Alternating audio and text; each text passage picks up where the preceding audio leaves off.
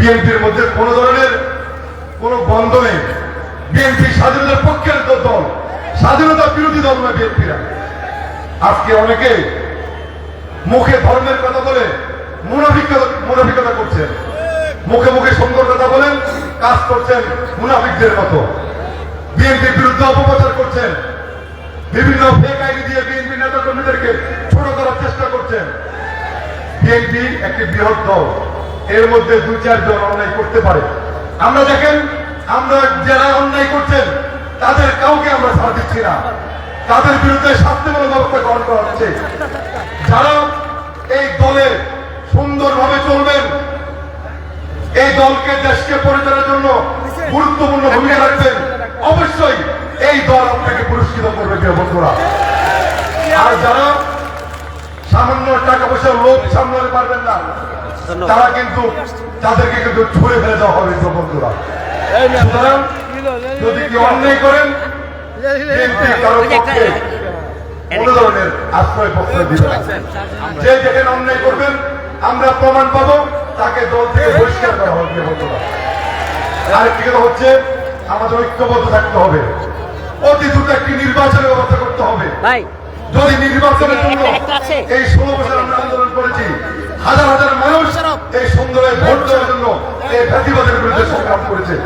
আজকে সংস্কারের নামে নির্বাচন বিলম্বিত করা হচ্ছে। আমরা অতি দ্রুত একটি নির্বাচন চাই। সেই সুষ্ঠু নির্বাচনের জন্য যদি রাজপথে আবার আন্দোলন সংগ্রাম করতে হয়, বিএনপির নেতা কর্মীরা প্রস্তুত আছে প্রিয় বন্ধুরা। আমরা ভীত নয়, আমরা বাংলাদেশ সবচেয়ে জনপ্রিয় দল, সর্ববৃহৎ দল। রাজপথ যখন তারেক রহমান ডাকবেন, দেখবেন বিএনপির নেতা কর্মীরা কি হবে, রাজপথে ঝাঁপিয়ে পড়ে প্রিয় বন্ধুরা। তাই বলতে চাই, অনেক রক্তের বিনিময়ে একটি সুন্দর গণতন্ত্র আমরা পেয়েছি।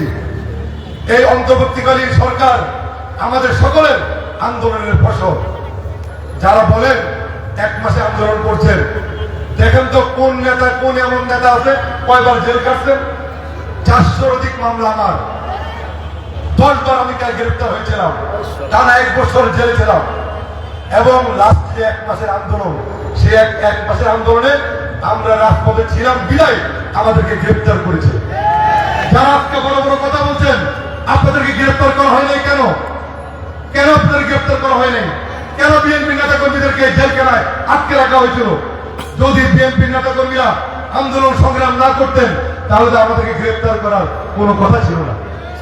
আমরা এই ছাত্র জনতার যে গণঅভ্যুত্থান, সেই আন্দোলনে আমরা বিএনপির সকল পর্যায়ের নেতা কর্মীরা তারেক রহমানের নেতৃত্বে আমরা রাজপথে ছিলাম বিদায় আমাদের নেতা কর্মীদের গ্রেপ্তার করা হয়েছে, হত্যা করা হয়েছে, গুম করা হয়েছে, খুন করা হয়েছে। সুতরাং অনুরোধ করব, এই রক্তের বিনিময়ে আজকে যারা এই অন্তর্বর্তীকালীন সরকার, আপনাদের অনুরোধ করব, আসুন ক্ষমতার লোভ বাদ দিয়ে একটি সুন্দর বাংলাদেশ প্রতিষ্ঠায় আমরা রাজপথে ঐক্যবদ্ধভাবে কাজ করি।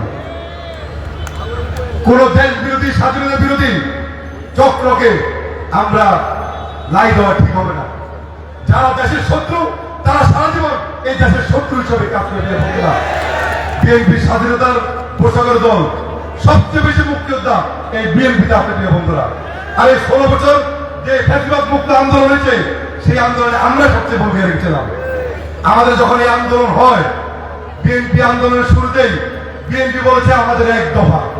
শেখ হাসিনা পতন আন্দোলন, সেদিন অনেকেই শেখ হাসিনা পতন আন্দোলনের ডাক দেন নাই, তারা সেদিন যে কোটা বিরোধী আন্দোলন করেছিলেন। আমরা সেদিন থেকে শুরু করেছি এই কোটা বিরোধী আন্দোলন 1 দফার আন্দোলনে পরিণত হবে এবং খুনি হাসিনাকে বাংলাদেশ থেকে বিতাড়িত করা হবে বন্ধুরা। সেইভাবে কিন্তু কাজ হয়েছে। তাই বন্ধুরা, আসুন সমস্ত দ্বিধাদ্বন্দ্ব ভুলে অনেক রক্তের বিনিময়ে অর্জিত গণতন্ত্র, এদেশের স্বাধীনতা, মানুষের রক্ত, এগুলোকে যাতে আমরা বৃথা যেতে না হয়, এই রক্তের মূল্য দিয়ে আমরা আসুন সুন্দর বাংলাদেশ প্রতিষ্ঠা করি। একটি নির্বাচিত সরকারকে নির্বাচনের ব্যবস্থা করে জনগণ যাকে নির্বাচিত করবে তার হাতে রাষ্ট্রীয় ক্ষমতা পরিচালনার মধ্য দিয়ে আগামী দিনের সুন্দর বাংলাদেশ প্রতিষ্ঠা করবো। এটাই হবে আজকের কর্মশালায় আমাদের প্রতিজ্ঞা, আমাদের ওয়াদা। সেই পথে আজকের মতো বিদায় নিচ্ছি। খোদা হাফেজ। বাংলাদেশ জিন্দাবাদ, শহীদ জওয়ান হোক, দেশ নেত্রী বেগম খালেদা জিয়া জিন্দাবাদ, আমাদের সকলের প্রিয় নেতা।